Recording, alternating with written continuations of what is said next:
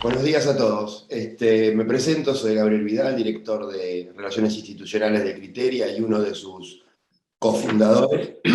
Es un placer tener la oportunidad de organizar estos eventos cuando tenemos temas tan importantes para compartir con ustedes en esto que llamamos Comité Abierto, como una idea de invitarlos a ustedes a lo que discutimos y conversamos puertas adentro de Criteria ante situaciones tan desafiantes como las que tenemos hoy.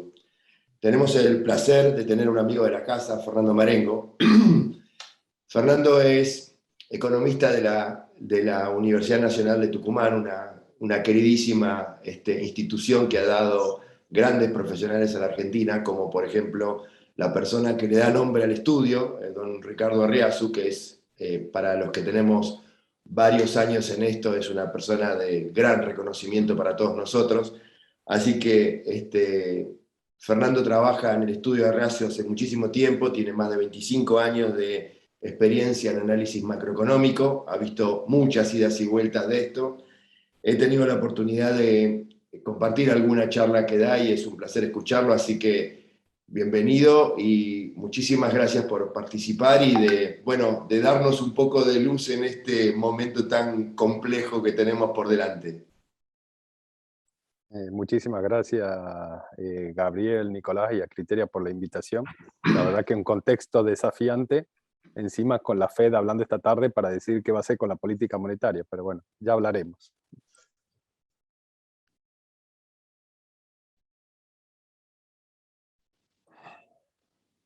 Exacto, y bueno, tenemos también, Gabriel, si queremos presentar a Pilar, así después vamos directamente con la agenda, desarrollamos las presentaciones a continuación. Perfecto, no sabía que Pilar estaba ahí también. Bueno, tenemos el gran honor de tener a Pilar Bravo con nosotros. Pilar es CFA y director de renta fija para Europa, para MFS, una de las compañías de administración de fondos internacionales más reputadas. Pilar tiene muchos atributos para esta reunión. Arrancó a mí me llamó mucho la atención de su currículum que nació, se sumó de alguna manera al mercado financiero en 1997 en Lehman Brothers, una entidad que por todos nosotros es sabida como que fue gestadora y de grandes profesionales de renta fija que todavía están en el mercado financiero.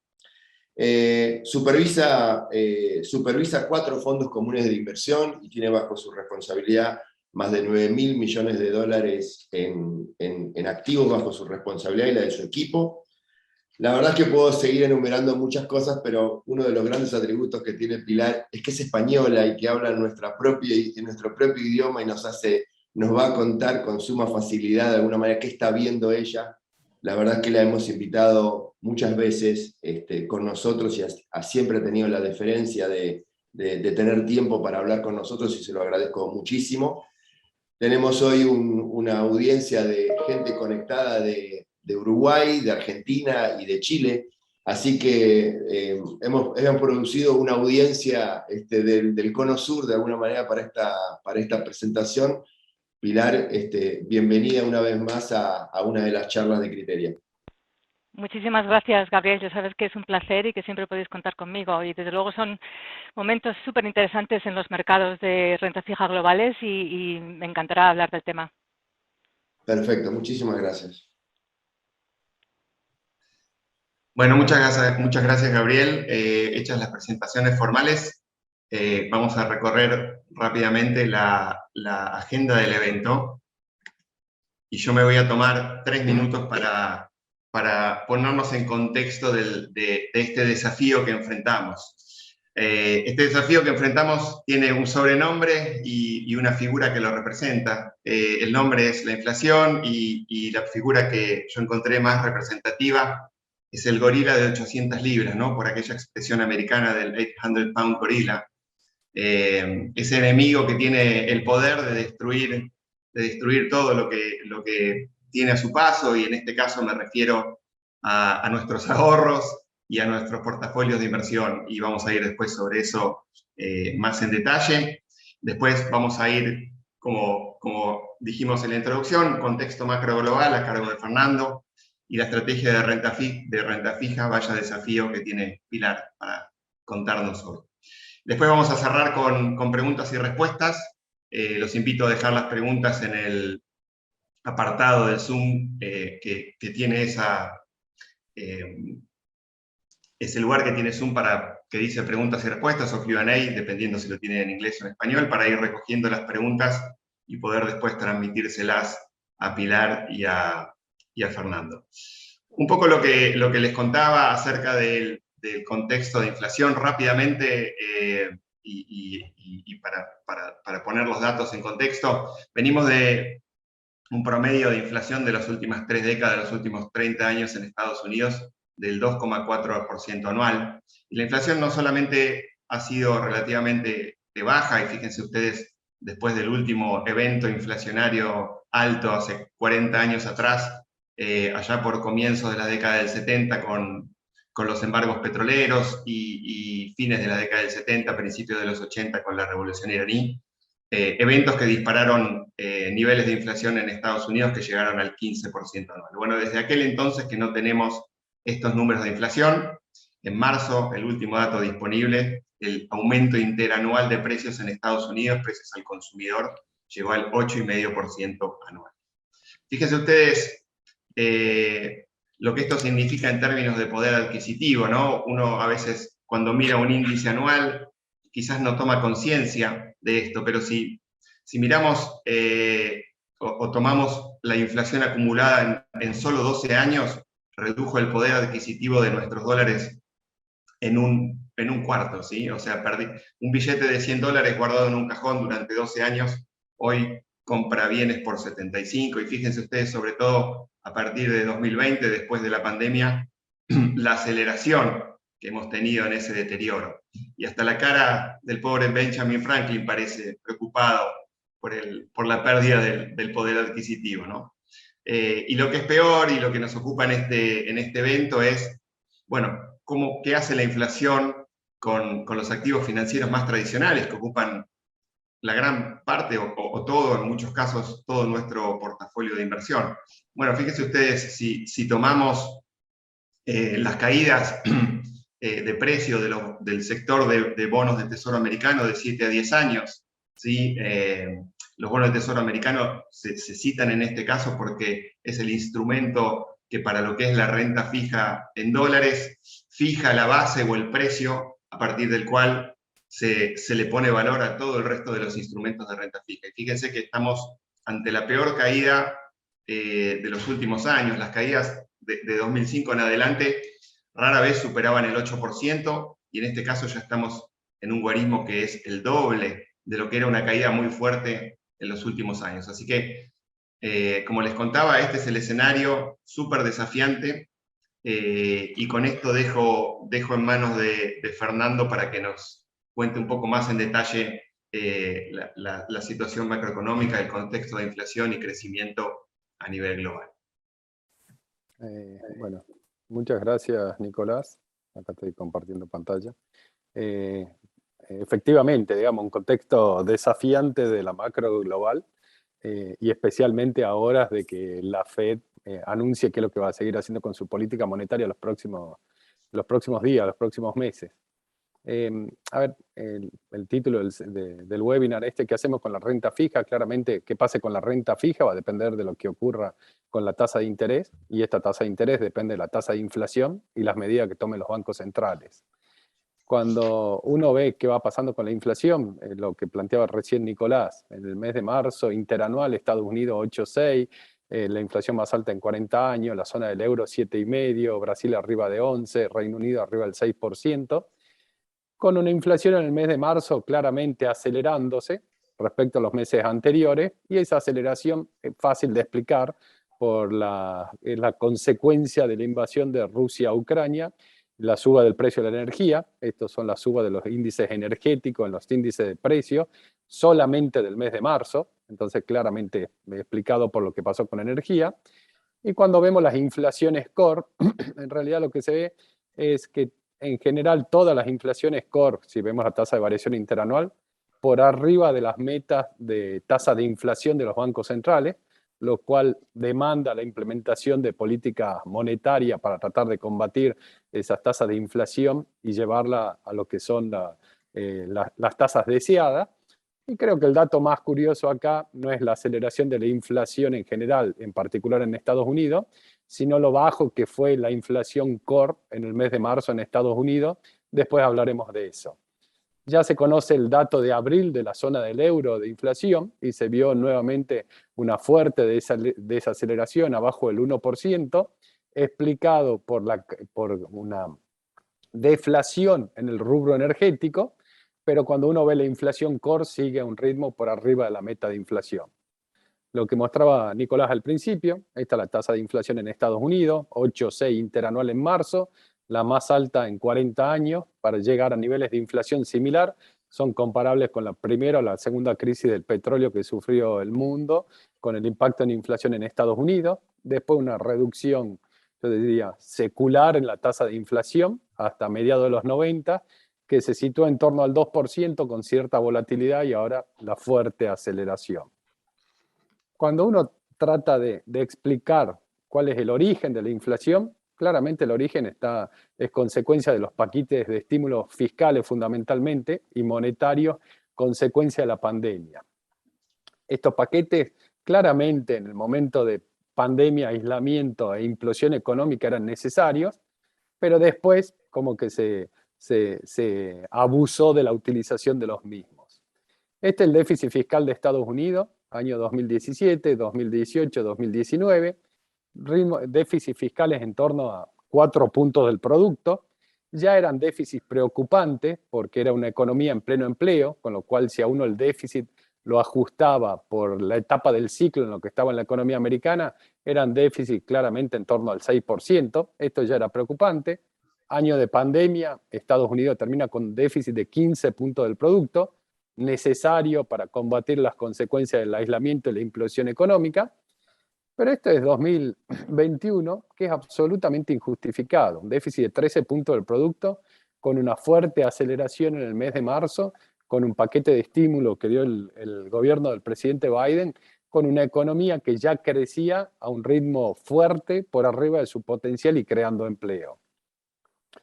Esto es lo que está pasando el corriente año, la primera mitad del año fiscal de Estados Unidos va a un déficit de 2,8 y apunta a un déficit como en los años 2017, 18 y 19, lo cual ya me está generando una oferta de bonos del Tesoro del orden de $1 trillón para financiar ese desequilibrio fiscal del gobierno americano. Cuando uno ve cómo se financió estos niveles de déficit básicamente fueron financiados contra la compra de bonos que hacía la Reserva Federal de bonos del Tesoro americano y colocación de deuda en el mercado. Ahora bien, esos abultados paquetes de estímulo, ¿a dónde fueron a parar?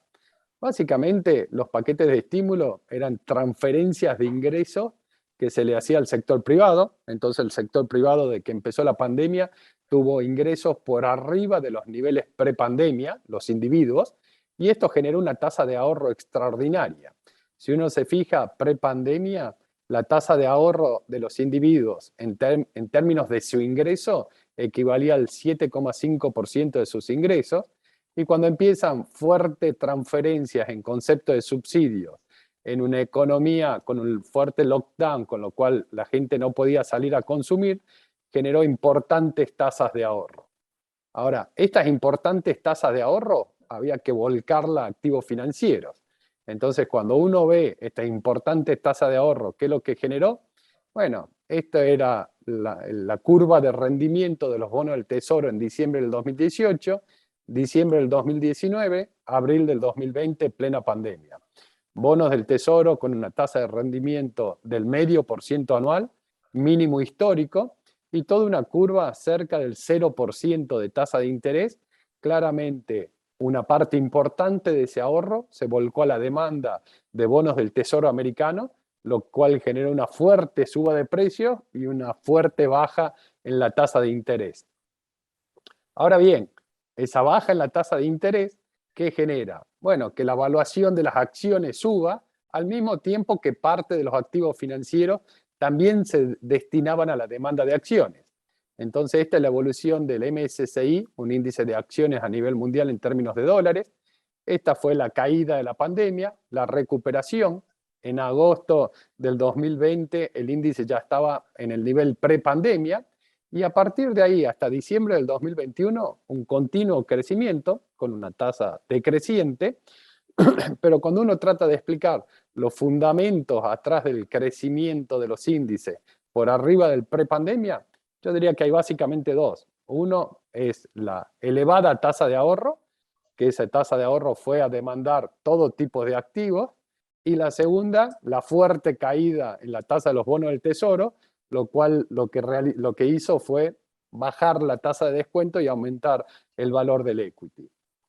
Para resumir esta situación, Estados Unidos tiene información sobre el patrimonio neto de las ONG y familias, que al final son los tenedores finales de riqueza. Esta es la evolución del PBI americano, esta es la evolución del patrimonio americano, y esta es la relación patrimonio neto-PBI en el eje de la derecha, hasta el cuarto trimestre del año pasado. ¿Qué es lo que se ve? Que históricamente la relación patrimonio neto a PBI fue 3,5 veces el patrimonio a PBI. Hubo 2 subas puntuales, esto es la burbuja de las .com, que después ajustó, esto es la burbuja de hipotecaria 2006-2007, que termina explotando en 2008, y siempre vuelve a converger a un nivel similar a 4 veces patrimonio a PBI.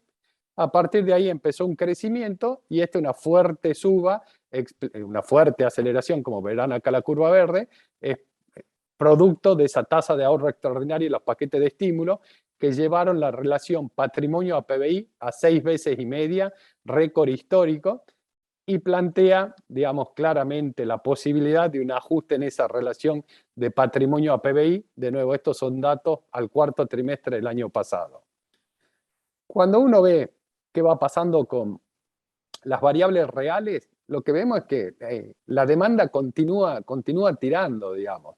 La economía americana no se ve indicios todavía de que esté enfrentando una recesión, y cuando uno trata de explicar de dónde sale el impulso de esa demanda, vemos esto. Estas barras es el ahorro que ya le había mostrado antes, pero este ahorro es consecuencia de dos cosas: del ingreso personal neto del pago de impuestos en Estados Unidos, que se ve una tenue desaceleración en términos reales, o sea, los ingresos totales de los individuos crecen menos que la tasa de inflación en Estados Unidos. Estos ingresos tienen 3 componentes: la compensación laboral, digamos, que es empleo por salario; la compensación de real estate, digamos, de tener una renta sobre activos reales; y la tercera, las transferencias del gobierno. Cuando uno trata de explicar esta desaceleración en términos reales del ingreso, básicamente está explicado por las menores transferencias que está haciendo el gobierno. Ahora, fíjense lo que pasa con el gasto. El gasto en términos reales sigue creciendo. Entonces, ¿por qué sigue creciendo este gasto en términos reales cuando el ingreso cae? Básicamente contra una reducción en la tasa de ahorro. ¿Qué está pasando hoy en la economía americana? La demanda sigue creciendo a pesar que el ingreso cae en términos reales. ¿Por qué? Porque la gente tuvo un efecto ingreso, que el efecto ingreso fue la tasa de ahorro extraordinaria, la suba en la evaluación de su fondo de retiro, el incremento en la evaluación de sus ahorros, con un mercado laboral muy demandante y con suba de salarios, que hace la gente se va a una tasa de ahorro todavía positiva, pero inferior a lo que era prepandemia, y de esa forma la demanda sigue creciendo. Ante este escenario, los bancos centrales empiezan a reaccionar. Y básicamente, ¿cuáles son las reacciones? ¿Cómo reaccionan los bancos centrales para tratar de controlar el problema inflacionario? Hay 2 formas que tienen los bancos centrales. Uno, la suba de la tasa, y el otro, el retiro de la liquidez excedente. Cuando vemos qué es lo que estuvo pasando el año pasado con distintos bancos centrales a nivel mundial, ya se ve subas de tasas de interés, y esto es lo que pasó el primer trimestre de este año. Esta barra muestra el acumulado de la suba de la tasa de política monetaria de distintos bancos centrales. Claramente Rusia, por el problema, digamos, que está enfrentando de la invasión a Ucrania tuvo que subir su tasa, pero después tenemos Brasil, Argentina, Chile, República Checa, Hungría, Perú, Polonia, Colombia, México, Islandia, Rumania, Nueva Zelanda, Corea, Noruega, Sudáfrica, el Reino Unido, Canadá, Estados Unidos, Hong Kong. Bueno, muchos bancos centrales subiendo su tasa de política monetaria, claramente consecuencia de un problema inflacionario general. Cuando nos enfocamos puntualmente en Estados Unidos, cada uno de estos puntitos es una estimación de un miembro del Comité de Política Monetaria de la Reserva Federal, que era qué esperaba de la tasa de política monetaria a fines de 2022 en septiembre del año pasado. Gran parte de los miembros de la Fed decían que no había necesidad de suba de la tasa de política monetaria. En diciembre, ya de pronosticar que no iba a ser necesario subir la tasa, pasó la mayoría a esperar una suba de tasa entre 0,75 y 1%, lo cual ubicaba la tasa de política monetaria en 0,9% a fin de este año, y esta fue la última estimación que se hizo en marzo. Del 0,9 que se esperaba en diciembre, saltó a 1,9%. Entonces, claramente, la Reserva Federal y los miembros empiezan a ver que la tasa de inflación se aceleró y la necesidad de empezar a subir la tasa de política monetaria. De nuevo, que hace 6 meses no se esperaban suba, ahora se espera que la tasa a fin de año esté en promedio en 1,9%. ¿Cuál es la segunda medida que anuncia la Reserva Federal? Y veremos esta tarde, digamos, cómo termina de materializarla. Esto es la tenencia por parte de la Fed de bonos del Tesoro americano y títulos de agencias y respaldado por hipoteca, que es la forma en la cual inyectó liquidez, fíjense el salto acá discreto, en el momento de la pandemia. ¿Qué hacía la Fed? Compraba bonos del gobierno y le financiaba el déficit fiscal emitiendo dólares, y compraba bonos de agencia y respaldado por hipoteca e inyectaba liquidez en el sector privado. Se llegó a un máximo y ahora lo que se plantea es la reducción mes a mes en torno a 96.000 millones de dólares. Para tener una idea, esos 96.000 millones de dólares, ¿qué significan?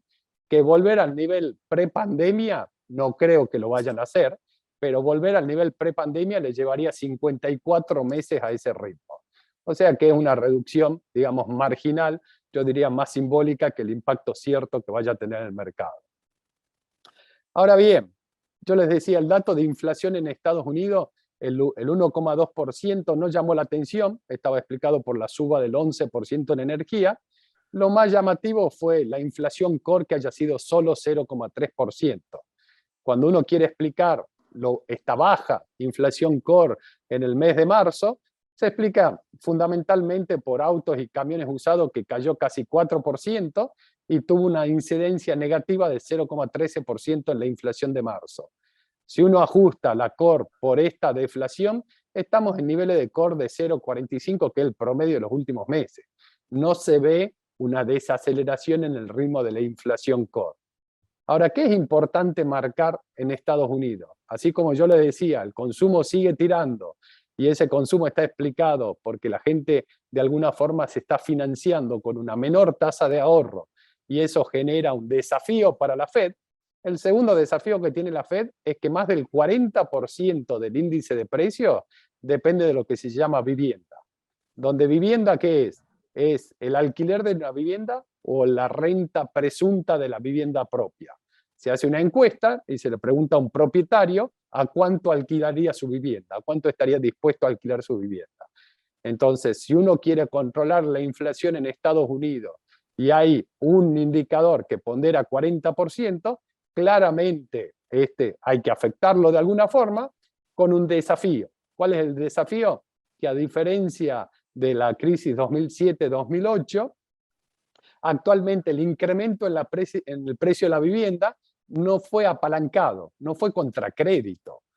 ¿Cómo se dio ese incremento en el precio de la vivienda? De nuevo, la tasa de ahorro extraordinaria generó la posibilidad de hacer el down payment de una nueva propiedad, al mismo tiempo de tomar crédito a tasas de interés abajo del 3%, y eso es lo que aceleró el precio de la vivienda y como se ve, la variación interanual está arriba del 6% de ese índice de vivienda. Ante los anuncios, el mercado ajusta. Claramente la Fed empieza a decir, los bancos centrales empiezan a subir la tasa de interés, empiezan a sacar liquidez, y esto empieza a tener impacto. ¿Cuál es el impacto que tiene? Esto era la tasa, la yield curve, la tasa de los bonos del gobierno americano en el momento de mayor pandemia, y esto es la tasa esta semana. ¿Qué se ve? Un fuerte incremento en los rendimientos de los bonos del Tesoro americano, con la tasa en 10 años, que desde el estudio decíamos, hacia fin de año se puede llegar al 3%, ya rompió el 3% la tasa de 10 años, y esta tasa de 10 años al 3% genera por primera vez en años que si la Fed logra controlar la inflación al 2%, una tasa al 3% de los bonos del Tesoro sería real en términos positivos 1%. ¿Qué quiere decir? Que estaría un punto por arriba de la tasa de inflación por primera vez desde el 2019. Ahora, ¿qué vemos? Como les decía antes, los miembros de la Fed esperan que la tasa de política monetaria hacia fin de año esté en torno al 1,9%. Si la tasa efectivamente es 1,9% y esa tasa de la Fed es una tasa de call, overnight, vemos que la tasa a 1, 3 y 6 meses estaría por debajo del overnight. Entonces, lo primero, es esperable que la parte corta de la curva se empiece a desplazar hacia arriba. La parte larga, creo que la parte larga puede estar llegando a su máximo de mediano plazo. De corto plazo va a depender del déficit fiscal, va a depender de la venta de títulos que haga la Fed, y al mismo tiempo, hoy estamos en tasa de 3%, pero hay una demanda casi compulsiva explicada por el flight to quality que hay hacia Estados Unidos, consecuencia de la incertidumbre global y de la guerra en Europa. Entonces, creo que si no existiese esa demanda, podríamos ver niveles de tasas más arriba de corto plazo, pero de nuevo, a la medida que la Fed controle la inflación, estos podrían ser tasas de mediano plazo. Ahora bien, esa suba de tasa claramente tiene impacto sobre los activos, como decía Nicolás al principio. El S&P ya tiene un ajuste de 13% desde fin del año pasado, el máximo, mientras que los índices Nasdaq tienen ajuste más de 20% en las cotizaciones.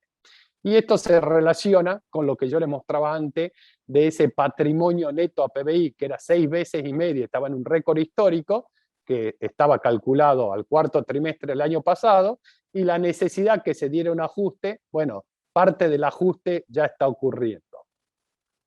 Para ir finalizando, una parte importante del mercado está hablando de la posibilidad de una estanflación. ¿Qué quiere decir? Un escenario inflacionario con recesión económica. ¿Hay posibilidad de una recesión?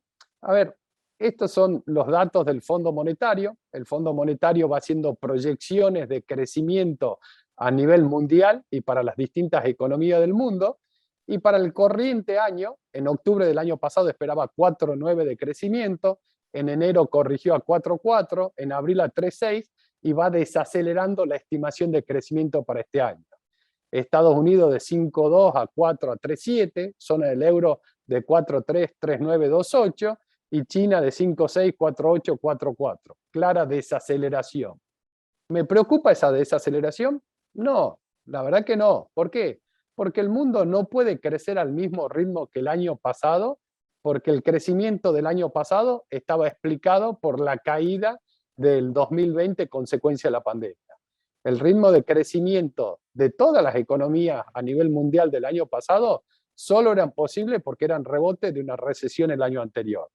¿Qué es lo que está pasando? El mundo está convergiendo a lo que se llama la tasa de crecimiento de su PBI potencial, a cuál es su ritmo de crecimiento sostenible de mediano plazo. Ahora, dicho esto, la semana pasada Estados Unidos publica la tasa de crecimiento del primer trimestre y sale una caída del PBI de 1,4 y la verdad que se me hiela la sangre. Yo venía diciendo, todos los indicadores muestran que la demanda sigue tirando y el primer trimestre cae PBI. Pero cuando veo por qué cae PBI, bueno, fíjense, el consumo privado sigue creciendo, la inversión bruta sigue creciendo, incluso se aceleró. Entonces, cuando uno trata de explicar la caída del PBI, ¿por qué se da? Porque cayeron las exportaciones, porque parte de esta aceleración en la demanda se está abasteciendo con importaciones y porque el ritmo de acumulación de inventario se desaceleró. Entonces no es un problema de demanda, sino es un problema de oferta. ¿Cómo se abastece el ritmo al cual está creciendo la demanda en la economía americana?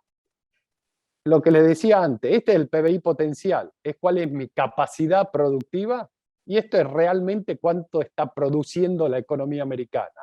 ¿Y qué es lo que se ve? Que no tiene capacidad ociosa la economía americana para crecer al ritmo que lo hizo post pandemia.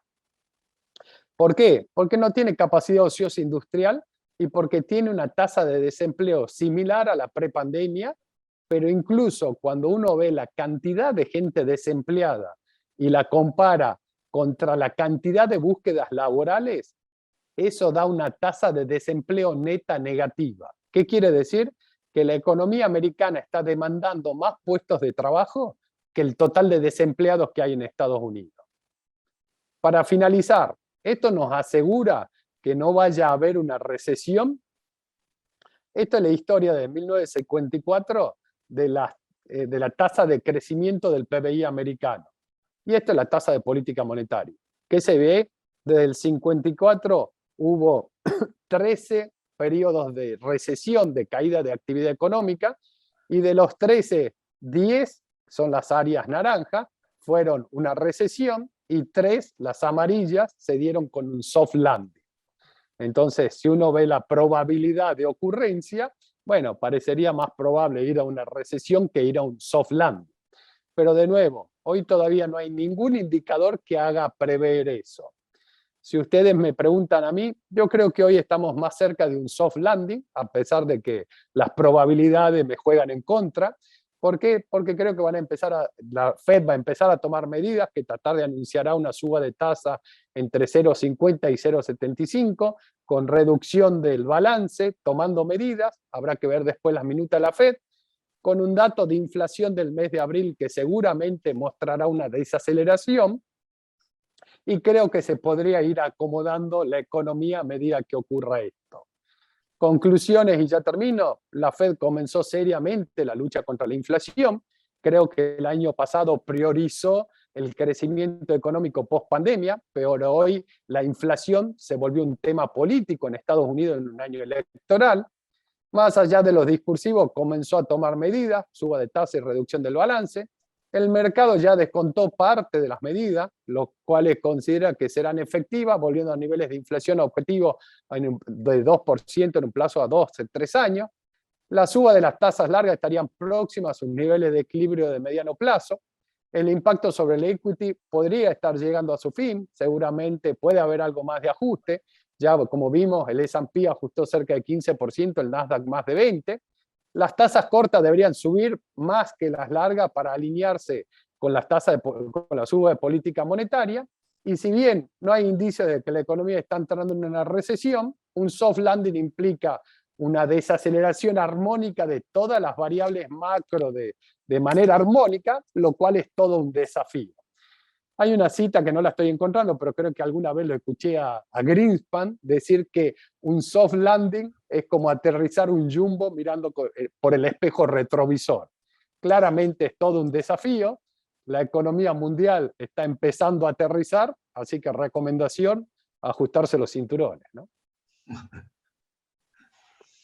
Bueno, excelente. Muchas gracias, Fernando. Ya tenemos los cinturones puestos y mientras vamos liberando la pantalla, vamos a darle lugar a Pilar, que tiene el pequeño menudo desafío de contarnos acerca de la estrategia para carteras de renta fija en este contexto donde vemos que los precios de los activos de renta fija caen como si fueran acciones digamos, si fueran activos de renta variable, digamos, ¿no? O por lo menos los niveles de caída que teníamos más asociados a las acciones que a los bonos. Pero bueno, aquí estamos y adelante, Pilar, si querés ya podés compartirnos tu pantalla y tenés el espacio. A ver si empiezo ya con compartir la pantalla para que espero que lo podáis ver todos. Ahí lo estamos viendo. Perfecto. Pues nada, muchas gracias, Fernando, por ese recorrido macroeconómico, especialmente americano, en temas de inflación y de crecimiento, y quizás solamente realzar un par de componentes que ha mencionado Fernando, que yo creo que son importantes a la hora de tener un contexto de inversión en renta fija global.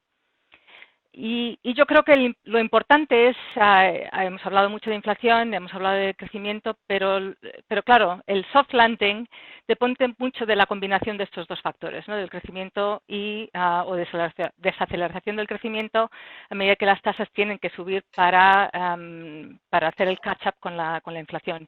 Y por tanto, si vemos la gráfica de la izquierda con las estimaciones de crecimiento real y de inflación, pues es una gráfica bastante preocupante y está claro que en muchos años no hemos visto esta inflación y está claro que los bancos centrales han tenido una reacción coordinada en cierto sentido, es decir, todos los bancos centrales han tenido que ajustar de manera mucho más rápida sus perspectivas de tasas a medida que hemos visto que la inflación, pues bueno, está claro que es más persistente y más ancha en cuanto a su contenido de lo que se esperaba tan solo hace unos meses. Desde luego en octubre del año pasado todavía hasta entonces la FED hablaba de transitoria al caracterizar la inflación. Pero hay también un par de componentes muy importantes a la hora de pensar en cómo se desacelera el crecimiento global y hasta qué punto esto va a importar a los bancos centrales. Y desde luego tiene connotaciones a la hora de los precios de los activos, de riesgo en particular. Pero yo creo que es que además estamos un poco en el ojo de huracán, en el sentido de que tenemos una trayectoria de desaceleración muy agresiva en China, a raíz de su política del cero COVID, y eso también acumula el problema de las cadenas de suministro y, por tanto, de los impactos inflacionarios en los mercados de bienes. Al mismo tiempo que tenemos, por supuesto, la situación de Rusia y Ucrania, que también empujan a las cadenas de suministro a los límites y, por tanto, también empujan el coste de la comida, la inflación en alimentos y la inflación energética. Esto ocurre al mismo tiempo que tenemos la reapertura de las economías en los mercados desarrollados y, por tanto, tenemos este desequilibrio bastante grande en cuanto a dos motores de crecimiento global que ya no están ahí, que es Europa y que es China, en contra de un mercado que todavía, como apunta Fernando, crece por encima de su potencial, que es el mercado americano.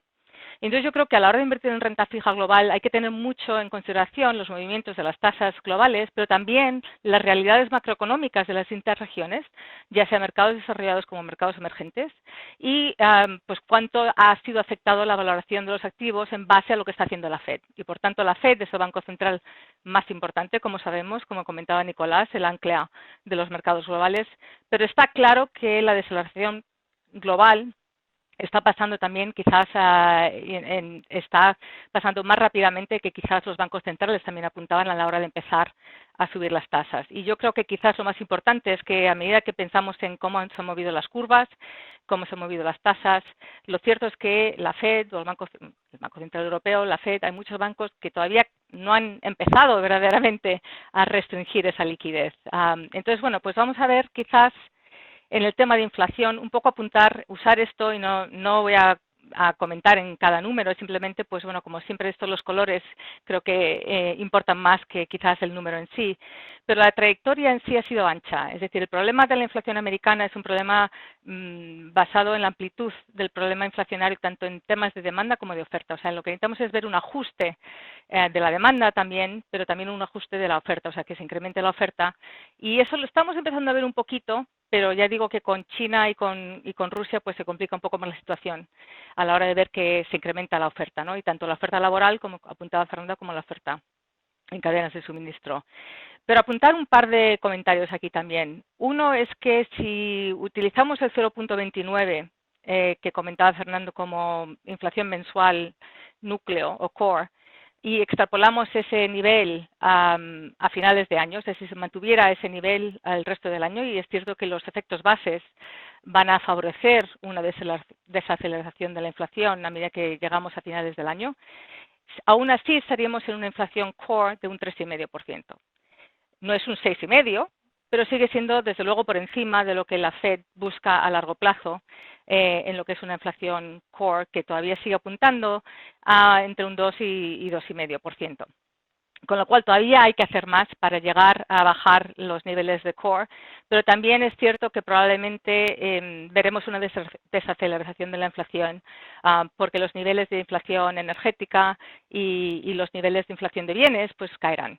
El tema aquí es el tema de la inflación de servicios a medida que se reabren las economías, pero también porque, como apuntaba Fernando, el tema del coste de la vivienda, pues es un coste que funciona con un lag, es decir, que tardan como un par de años en reflejar los precios de la vivienda en lo que se traduce como inflación de vivienda. Entonces todavía podemos ver que ese trayectoria sigue al alza y por tanto también el problema sigue siendo un problema de salarios, un problema de wages.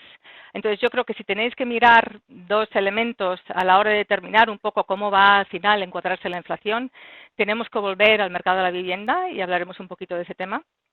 Y tenemos que volver al mercado laboral americano y a las fuerzas que dan lugar a que quizás las expectativas de inflación sigan subiendo en vez de bajando. Esto es muy distinto de lo que vemos en el resto del mundo y, por tanto, yo creo, pues para mí como inversora es súper interesante porque eso crea dislocaciones en mercados globales, porque está claro que este panorama no es el mismo panorama que se pinta en Europa. Está claro que el panorama en mercados emergentes también es distinto. Sí, también tenemos inflación, pero nunca tuvimos la generosidad fiscal que tuvieron los americanos en mercados emergentes porque no podían. Y desde luego han empezado a subir tasas mucho antes que la Fed americana. Entonces yo creo que lo que hay que tener es dar un paso atrás y ver el panorama macroeconómico en cada región para determinar en qué partes del mundo empezamos a ver valor en renta fija.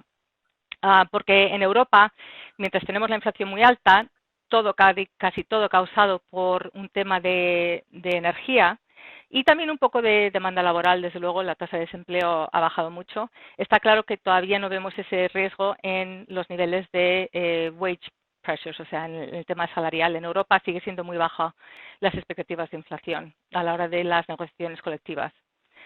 Pero bueno, también es verdad que todos los que estiman los niveles de inflación, pues bueno, pues han ido empujando la inflación, el peak, digamos, la cima de inflación se ha ido retrasando. Entonces yo creo que desde hace bastante tiempo muchos de los economistas esperaban ya que la inflación empezara a bajar y al contrario, estos choques de suministro han dado lugar, al mismo tiempo que se reabren los servicios, a empujar la cima de esa inflación cada vez más adelante.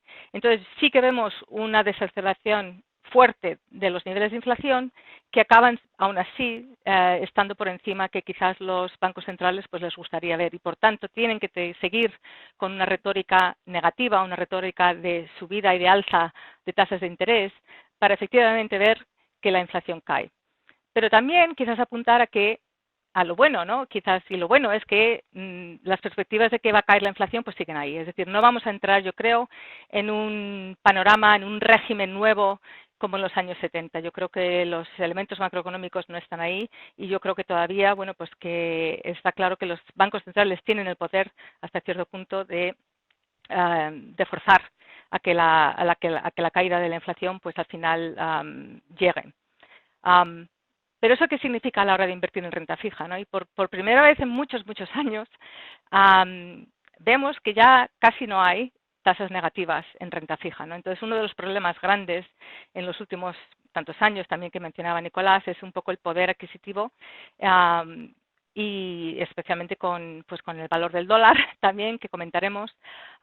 Pero vemos ahora que, bueno, pues que hemos erradicado el montante de bonos negativos o bonos que dan tasas negativas en los índices globales de renta fija y que empezamos a ver ya también bonos sin el hedge a dólares que están dando por encima de un 3% de retorno. Desde luego el bono de tesorería americano a 10 años ya te está dando el 3%.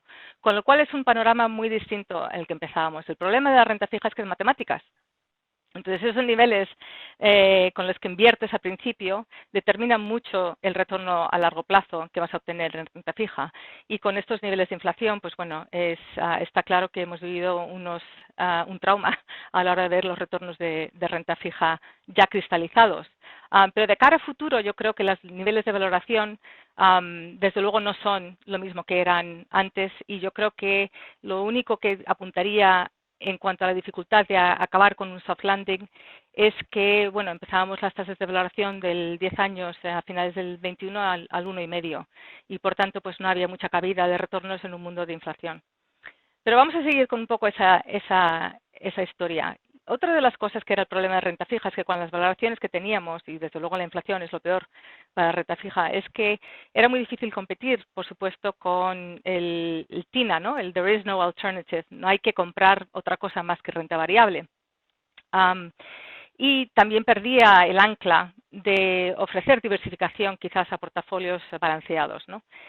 Lo que hemos visto ahora también, y es que con la subida de tasas que ya hemos vivido, y eso que todavía la FED no ha empezado a subir las tasas a corto plazo, como comentaba Fernando, es que por primera vez desde el 2011 vemos ya que las tasas, el diferencial de los yields, de los bonos de 10 años americanos, en comparación con los dividend yields del S&P 500, pues empiezan a ser más positivos, más interesantes. Y eso es sin la volatilidad asociada al mundo de renta variable.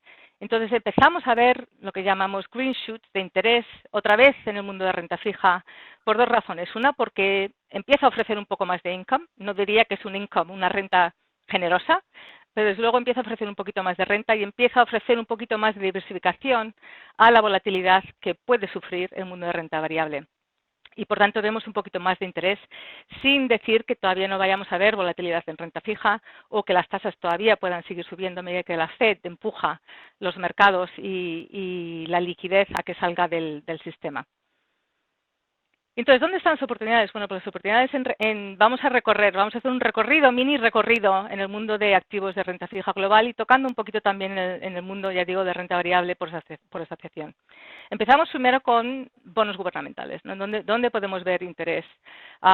Y básicamente, si seguimos simplemente una política de buscar los bancos centrales que ya han avanzado mucho en las subidas de tasas, pues desde luego por lo menos partimos de un punto de partida donde ya hemos visto una corrección, una normalización de política monetaria.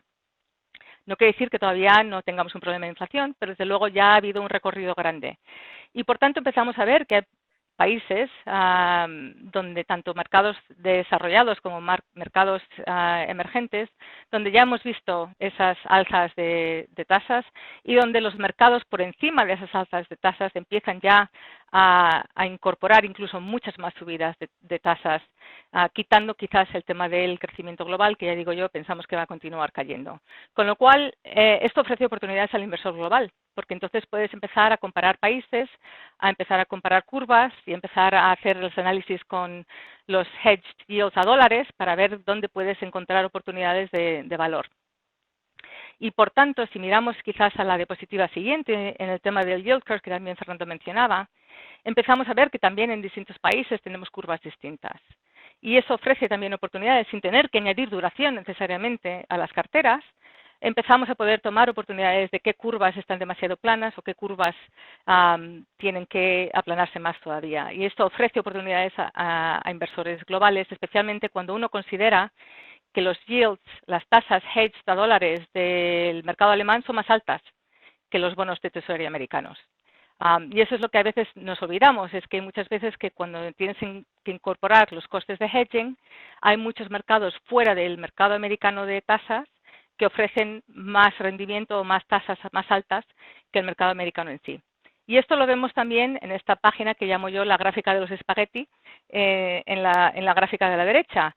Y si tú eres un inversor que quiere invertir en dólares, miras el mundo global, ¿no? Y por eso yo siempre soy un fan tan enorme de ampliar el horizonte de inversión lo más que puedas dentro de lo que es tu tolerancia al riesgo. Porque lo que vemos es que hay ciertos mercados y estas curvas se están ajustando, ¿no? Cada vez que la FED o el Banco Central australiano, hoy por ejemplo ha subido el Banco Indio, ha subido tasas por encima de lo esperado, el Banco Islandia, ha subido también las tasas del Banco Central, y esto ofrece oportunidades al inversor en dólares.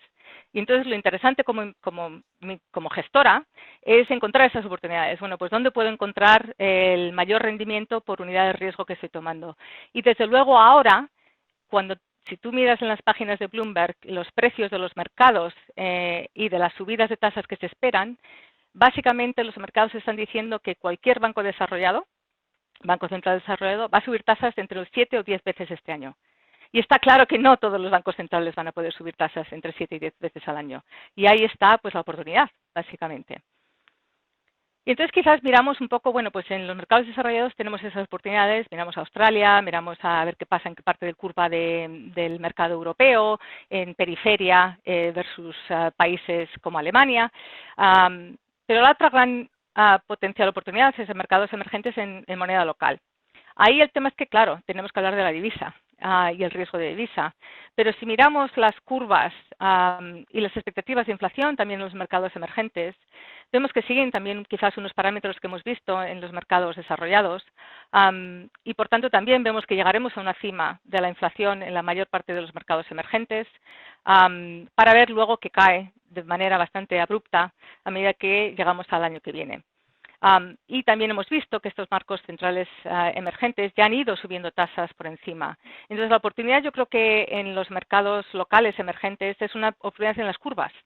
Es mirar qué curvas de qué países ofrecen ese carry y con una volatilidad aceptable, digamos, al mandato que se sigue, pero que puedas ver un poco quizás una vuelta a un empinamiento de estas ciertas curvas a medida que los mercados dicen, bueno, demasiado ha sido incorporada ya en los precios de las tasas de estas curvas y veremos una corrección.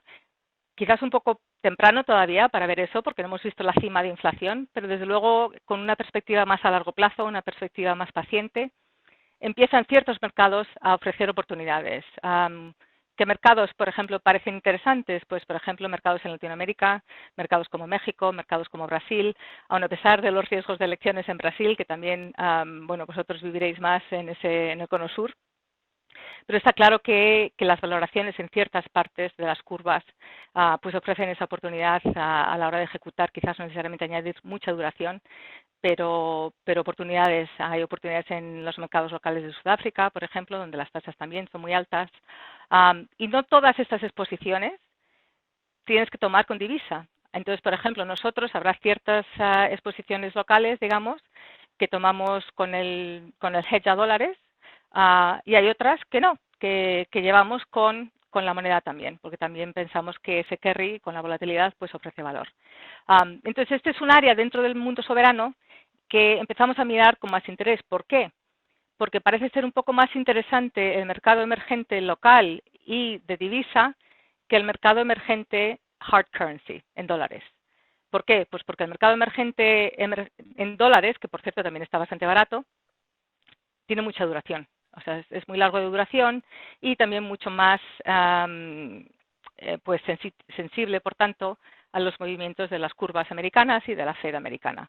Entonces, básicamente, digamos que estamos viendo un poco cómo más diversificar nuestra exposición en el mundo emergente para tener distintas fuentes de alfa y no tener que básicamente estar solo en la moneda dólar. Bueno, ¿qué pasa con los activos de riesgo? Entonces, seguimos viendo las valoraciones tan poco atractivas como veíamos el año pasado. Y la verdad es que, bueno, pues que casi hemos volcado a 180 grados en la valoración de los activos de riesgo. Y esto también está correlacionado quizás con la dificultad que hemos visto como inversores cuando vemos que el S&P cae 15% y que los bonos caen 15% también, ¿no? Entonces, claro, pues ahí está la problemática. Pero si vemos ya, y esto es en perspectivas de 10 años, desde luego también lo miramos a 5 años, hay ciertos mercados de crédito, que ofrecen por lo menos valoraciones más atractivas. No digo que no haya todavía algunos problemas, o sea, que haya problemas especialmente si caemos en recesión, con lo cual tampoco estoy abogando por incrementar significativamente el riesgo crediticio, pero desde luego las valoraciones ofrecen un poco más de colchón a la hora de invertir en crédito. Y desde luego, si miramos los mercados de crédito investment grade only, es decir, no incluimos a high yield o no incluimos a los mercados soberanos de emergentes o corporativos, esas valoraciones son atractivas para lo que son riesgos de morosidad que normalmente son mucho más bajos que otros activos de crédito. Entonces, yo creo que empezamos a ver oportunidades y también oportunidades idiosincráticas. O sea, yo como gestora activa, lo que nos interesa es ver oportunidades de stock selection, es decir, la dispersión dentro de estos activos, ¿no? Como veíamos en el soberano, pues también existen en crédito. Entonces, yo creo que por lo menos las valoraciones acogen quizás otra visita al mundo del investment grade, desde luego, pero el mundo de high yield, especialmente el mundo de high yield americano, yo diría que quizás de todos los activos que vemos en esta página, el que menos oportunidades ofrece quizás es el mercado de high yield americano. Por un lado, está más protegido, porque si la economía americana es la que menos puede sufrir quizás de recesión, por lo que hemos comentado de crecimiento, pues las compañías de high yield suelen ser bastante domésticas, o sea, no suelen ser compañías que venden al extranjero, que están quizás sometidas a los mismos factores de costes como otras compañías globales. Pero está claro también que la correlación con el mundo de renta variable es alto y, por tanto, si vemos que va a haber una desaceleración económica, aún así, si no hay recesión, desde luego va a haber un periodo muy difícil en cuanto a márgenes y en cuanto a crecimiento, pues las valoraciones de renta fija high yield americanas no aparecen tan interesantes como quizás otros mercados dentro de esta página que ofrecen más colchón de valoración. Y quizás ya comentando, entrando quizás en la parte más final, otra vez en mercados emergentes, sí vemos que el mercado emergente americano, digamos en dólares, ofrece valor en relación con el mercado corporativo investment grade. Pero claro, el mercado emergente es bifurcado, o sea, tienes los ganadores y los perdedores del ciclo de commodities. Y por tanto, yo creo que hay que mirar estos niveles más a nivel idiosincrático, que por supuesto, qué países tienen mejores balanza de pagos, cuáles no, y la valoración pues estará basada también en que Rusia ha sido expulsada del universo de renta fija de los ENBI, de los índices JP Morgan, y por tanto esto puede servir a un indicio para empezar la discusión, pero no desde luego para abogar, incrementar significativamente el riesgo por lo menos por ahora, hasta que no veamos un poco la aceleración de las subidas de tasas en Estados Unidos, la divisa americana que hace el dólar y desde luego la ralentización económica y el impacto en ciertas partes de la curva americana.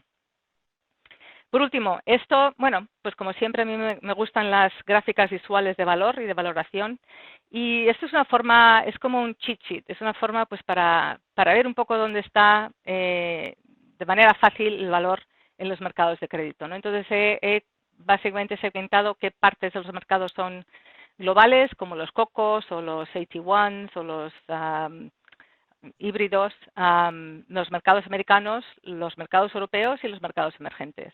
Y lo que he hecho es en el eje X, en el eje horizontal, es mirar la volatilidad en los últimos 5 años de esos spreads, ¿no? De los que obtienes. Y lo que vemos es que si hubiéramos visto esto, y quizás lo tendría que haber hecho y mandároslo, esta gráfica tan solo hace 3 meses, veríamos un panorama completamente distinto. Todos los puntos estarían en el eje vertical hacia abajo, en los break-evens, que es básicamente el spread por unidad de duración, hubieran estado por los suelos. Y ahora empezamos a tener un poquito más de, pues de puntos en todas partes de la gráfica, ¿no? Y esto yo creo que ofrece oportunidades también a los inversores que tienen portafolios multisectoriales, que pueden ir a distintas partes de los mercados, para empezar a construir riesgo, ¿no? Y aquí es donde tú puedes decidir qué tipo de carry quieres, o sea, cuánto te importa ese carry, sabiendo que vas a tener una cierta volatilidad. Y si tienes una valoración que, bueno, empieza a ser un poco más atractiva, ya que muchos de los precios de estos bonos pues están en los 60, en los 70 y en los 80. Y entonces esto también ofrece perspectivas interesantes a la hora de invertir a largo plazo, ¿no? Hay ciertas partes de los mercados que empiezan a ofrecer más valor y, curiosamente, pues quizás, como comentábamos, el mercado corporativo en dólares americano, pues sí, probablemente es más estable que ciertos soberanos, pero quizás no te ofrecen tampoco tanta valoración, no tanto oportunidad de aprecio. Y cómo no contar con el dólar, ¿no? Hablar del dólar para inversores que, bueno, que depende mucho de la visión del dólar. Y está claro que el dólar empezó el año estupendamente y tiene sentido, ¿no? Por el framework de lo que se habla en los mercados, de lo que se llama la sonrisa del dólar. Porque está claro que si comentaba que China y Europa no están creciendo y que la dispersión de crecimiento o la diferencia de crecimiento es mucho más grande ahora entre Estados Unidos y estos otros países grandes, eso apuntaría a un aprecio del dólar en relación con las monedas globales. Y por otro lado, si tenemos periodos risk-off, pues donde se evita el riesgo, en esos periodos el dólar también se aprecia. Entonces hemos tenido una confluencia de factores donde hemos visto los mercados caer, que apuntaban a un aprecio del dólar, y también hemos visto que el crecimiento americano y también el alza, la subida de tasas americanas tiene que ser mucho más alta o mucho más grande que en otras partes de los mercados. Entonces, a corto plazo seguimos viendo que quizás ese sigue ahí, aunque el posicionamiento es bastante largo dólar, con lo cual pues a mí siempre me gusta ser un poco contraria, y desde luego desde el punto de vista de posicionamiento todo el mundo ya está a largo dólar. A largo plazo yo creo que hay más cabida para que el dólar caiga. Por lo que hemos comentado de déficits fiscales, por lo que hemos comentado de la cantidad de deuda que hay en Estados Unidos, y también básicamente porque veremos que el crecimiento global alcanza al crecimiento americano, en el sentido de que, bueno, pues que ciertos impulsos como en China pues ayudarán a los mercados también globales de crecimiento. Entonces, por ahora, a corto plazo, seguiríamos aportando o apoyando un poco la versión de un dólar fuerte, pero yo creo que a medio y a largo plazo pues veríamos una corrección en el valor del dólar.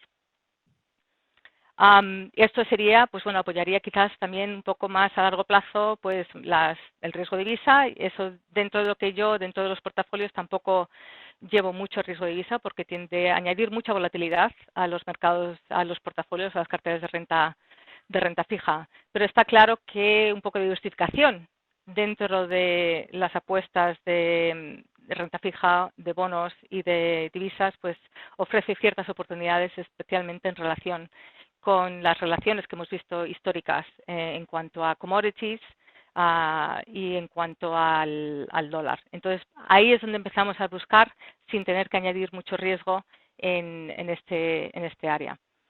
Así que simplemente, pues ya acabando ya, para abrirlo quizás a más preguntas, las que tengáis. En cuanto a crecimiento, el problema es el soft landing, como mencionaba. Yo no estaría tan optimista de que vamos a acabar con un soft landing, más que nada porque el punto de valoración de los activos de riesgo, tanto de renta variable como de renta fija, es muy distinto en el que estábamos en los otros periodos de soft landing. Y por tanto, pues el juego, la cabida que hay es más pequeña, es más corta, y por tanto la pista de aterrizaje es mucho más estrecha, ¿no?, a la hora de aterrizar el avión. No creo que sea un problema este año.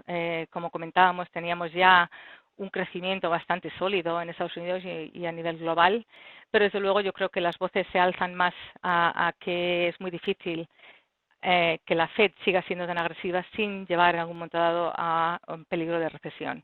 Y por tanto, yo creo que el posicionamiento de las carteras tiene que ser todavía un poco cauta, tiene que ser más de aprovecharse de las oportunidades de alfa en ciertas combinaciones de sectores o de alocación, más que de necesariamente añadir mucho riesgo en mercados bastante susceptibles al área de crecimiento y del crecimiento en América. En el mercado de tasas yo creo que hay cada vez más oportunidades, lo que pasa es que hay que ser pacientes también porque los movimientos en el mundo de tasas han sido correlacionados y por tanto casi no te ha importado el estar corto en un mercado u otro. Con las tasas subiendo a nivel global, pues bueno, pues te has aprovechado de eso. Pero yo creo que de aquí a finales de año veremos más oportunidades de descorrelación en los mercados de tasas globales que ofrecerán oportunidades, incluyendo tanto emergentes como mercados desarrollados. Y en el mundo de crédito yo creo que pues bueno, pues cada vez quizás es más interesante el mercado de investment grade, más que nada porque las tasas empiezan a ser interesantes, ¿no? Entonces, cuando ya tienes tasas de un 5% en un investment grade, pues empiezan a ser mucho más interesantes, ¿no? Un 4, 4,5, dependiendo de donde acaben las tasas de 10 años. Mientras que el high yield o emergentes, pues siempre vas a tener esa correlación con renta variable. Y básicamente yo, aunque hayan caído los mercados un 15%, todavía me preocupa que los outlooks de las compañías, a medida que nos acercamos a finales de año, que los márgenes y las valoraciones del mercado de renta variable pues todavía puedan dar lugar a más sustos o correcciones. Y con el problema de inflación que tenemos, es muy difícil que la Fed intervenga otra vez a salvar a los mercados, ¿no? Entonces yo creo que el Fed put, como se dice, es mucho, mucho más bajo, con lo cual la corrección en mercados de riesgo pues puede ser todavía bastante más alta y por tanto la simetría de upside-downside yo creo que casi más favorece a las áreas más defensivas de los mercados que, digamos, a tomar mucho más riesgo en áreas de crédito. Entonces, por último, en el lado estructurado, hemos hablado de la vivienda. Estamos viendo que ya primera vez en muchos años también, la asequibilidad, o sea, el mercado de vivienda ya no es tan asequible para el comprador americano, las tasas de hipotecarias están por encima del 5% y vemos indicios de problemas quizás más a largo plazo a la hora de el recorrido de ese mercado. Entonces nosotros hemos estado muy infraponderados en el mercado tradicional hipotecario, especialmente esperando el QT, ¿no? La reducción del balance americano, pero yo creo que empezaremos quizás a cubrir esa posición corta, digamos, esa infraponderación poco a poco a medida que la Fed empieza a salir de ese mercado y que también sigue siendo un mercado que por ahora sigue soportado. Entonces, al final, por supuesto, preferimos una alocación activa, pero ¿qué dos cosas o tres cosas podéis mirar vosotros a la hora de pensar, bueno, pues en qué parte estamos a la hora de invertir, con más riesgo o menos riesgo, ¿no? Yo creo que fundamental tiene que ser la perspectiva del mercado de vivienda, de hecho, en Estados Unidos, porque suele ser un poco los indicios del fin, ¿no? Entonces, si vemos que va a haber más problemas de recesión, etcétera, esos indicios van a venir del lado de housing primero. Entonces veremos quizás que los permits bajan de manera más agresiva, que el nivel de construcción baja, que la asequibilidad es mucho más difícil o que las tasas ya no hay refinanciación. Entonces yo diría que ese es un mercado importante a la hora de tener en cuenta si estamos viendo quizás un punto donde hay más riesgos de recesión, digamos. El segundo, que todavía sigue siendo positivo, es el de jobless claims. Mucha gente mira la curva, ¿no? El shape de la curva para decidir si vamos a entrar en recesión, ¿no? Y dicen, bueno, pues si la curva se invierte, vamos a acabar en 12 o 18 meses en recesión. La verdad es que uno de los indicadores mejores para mirar si vas a acabar en recesión y normalmente con menos horizonte temporal es el de jobless claims. Entonces, esos indicadores de jobless claims en Estados Unidos, que todavía siguen muy positivos, es decir, todavía hay empleo que se está generando, suelen ser buenos indicadores a la hora de ver un cambio, ¿no? El cambio de dirección, de trayectoria de la economía americana. Entonces, esos dos son indicios que podéis también vosotros seguir a la hora de pensar, bueno, pues estamos ya en un punto donde quizás vamos a tener que ver pausas, por lo menos, o quizás un cambio de retórica en la Fed.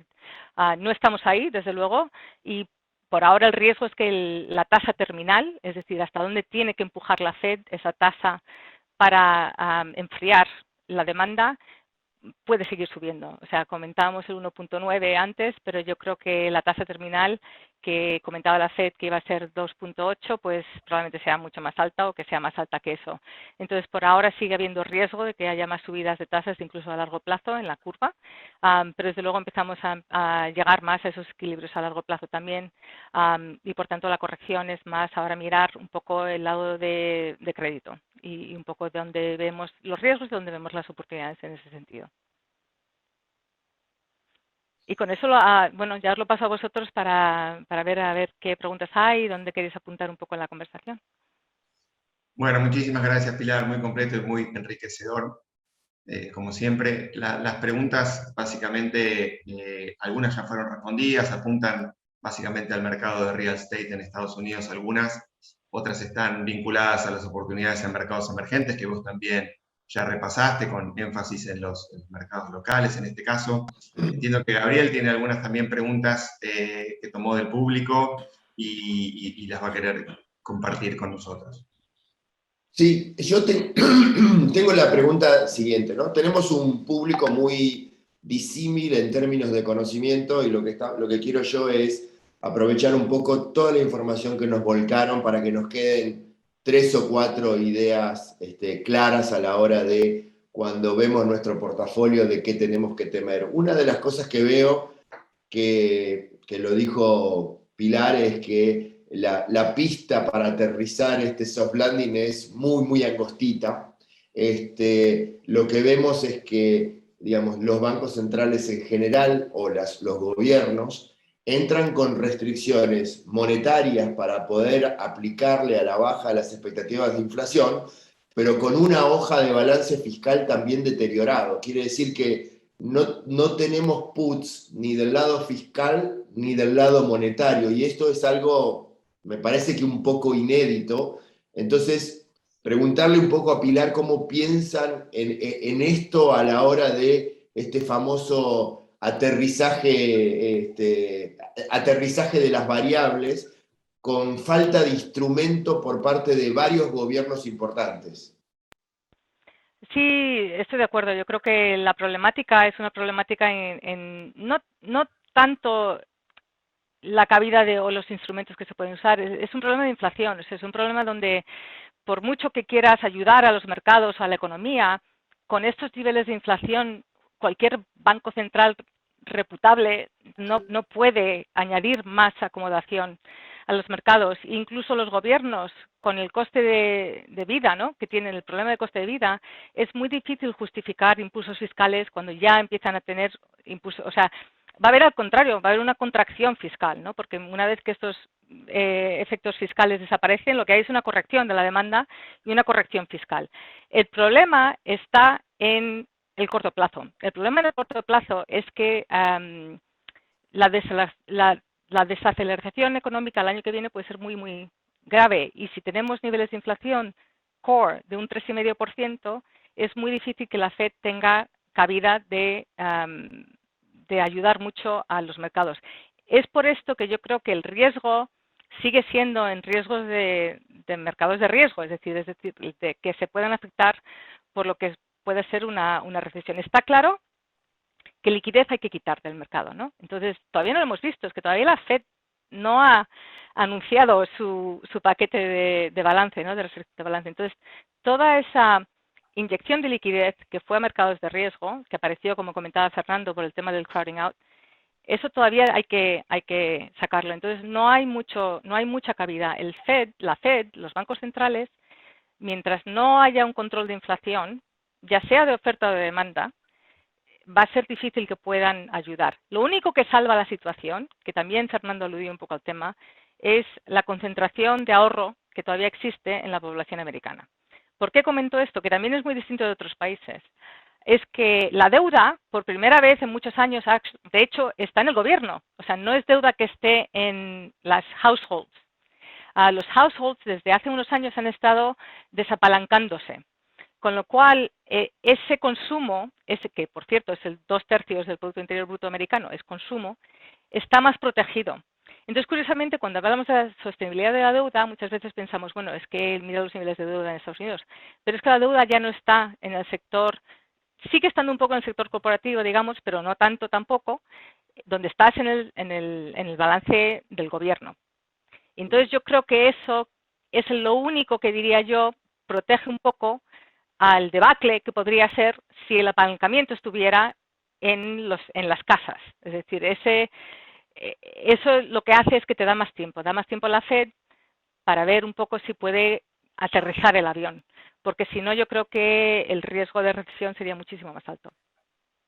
Sí, y atado a eso que tú estás diciendo, digamos, en el espacio de renta fija que tú administras, digamos, veníamos a hablar de la preocupación de renta fija y todo el tono de tu conversación fue oportunidad, oportunidad, oportunidad, como que estás viendo después de mucho tiempo, estás viendo muchos mercados que ofrecen oportunidad y eso es una gran cosa para llevarnos de esta reunión, porque si nos llevamos de la reunión la idea de que los mercados de riesgo todavía tienen grandes incertidumbres por delante, pero que el mercado de renta fija empieza a ofrecer oportunidades por primera vez en muchísimo tiempo para aquel que quiere buscar ingresos, que quiere buscar income, como dijiste vos, con lo cual, digamos, para no llevarnos un escenario demasiado lúgubre, podemos decir que las oportunidades en renta fija empiezan a aparecer y administradores activos como eres tú empiezan a encontrar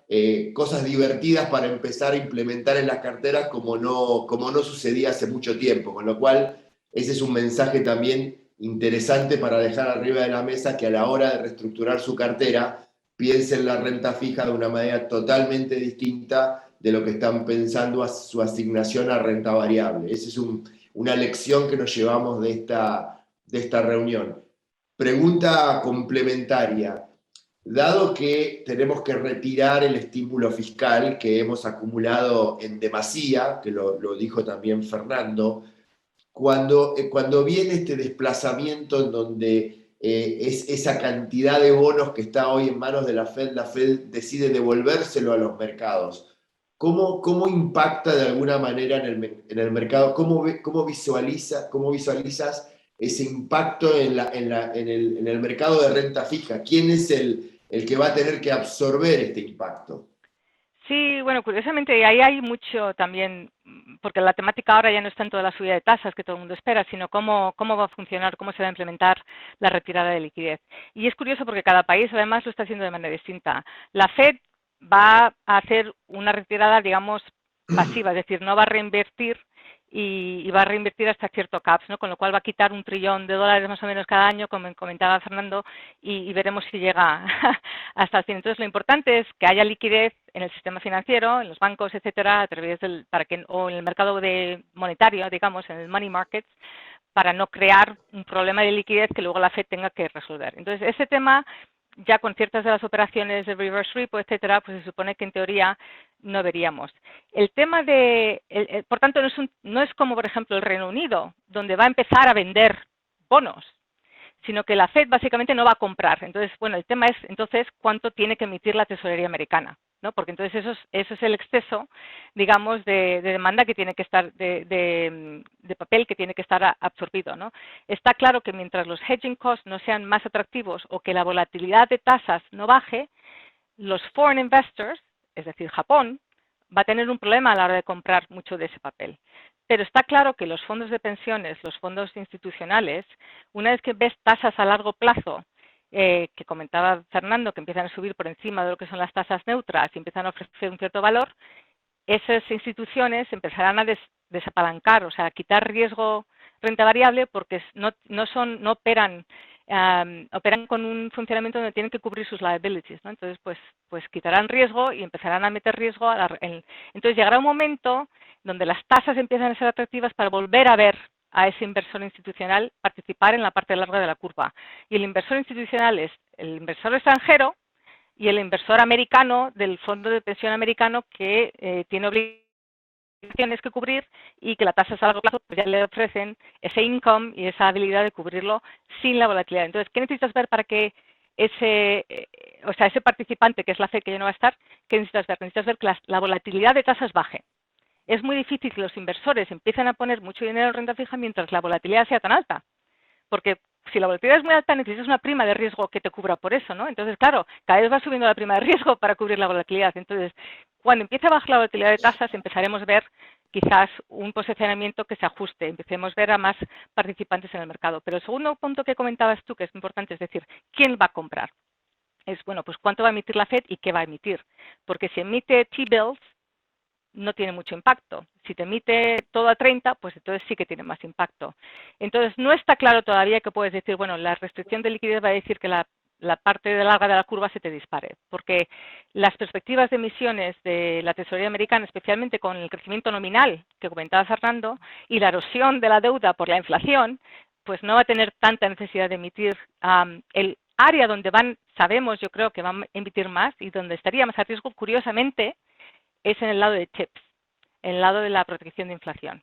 O sea, si tú miras lo que te ha dicho la tesorería que va a emitir proporcionalmente más TIPS que bonos nominales con cupón. Entonces yo diría que, curiosamente, todo el mundo que ha ido a comprar TIPS, ¿no?, para protegerte de la inflación, que ahí es donde va a emitir más el mercado americano. Y entonces, si llegas a un momento, los TIPS te funcionan por el accretion, ¿no? Pero llega un momento dado que las tasas son altas, empiezan a caer la inflación y ahí es donde no quieres los TIPS, especialmente si la tesorería va a emitir.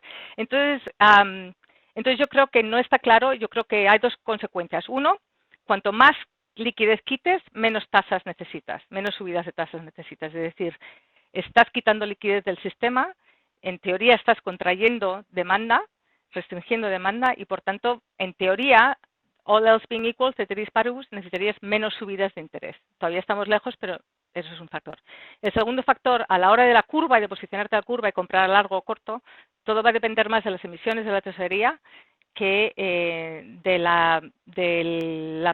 del plazo, digamos, en que la Fed necesite bajar el balance. Entonces, bueno, pues esperaremos a ver un poco lo que anuncia la Fed a la hora de emitir. Pero sí que va a haber, yo creo que al fin y al cabo, volatilidad de tasas. Si miráis el Move Index, si miráis la volatilidad de tasas, cuando empieces a bajar, empezaremos a ver más interés de estos partícipes en mirar la parte larga de la curva. Excelente. Bueno, Nicolás, ¿vos? Sí, no, retomo la palabra para ir cerrando, porque había algunas preguntas que se referían específicamente a tips y a oportunidades en treasuries.